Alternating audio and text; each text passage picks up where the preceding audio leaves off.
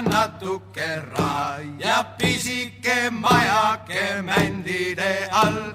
Kõik oli nii kena ja enesetea ja elu see veres kui võõr.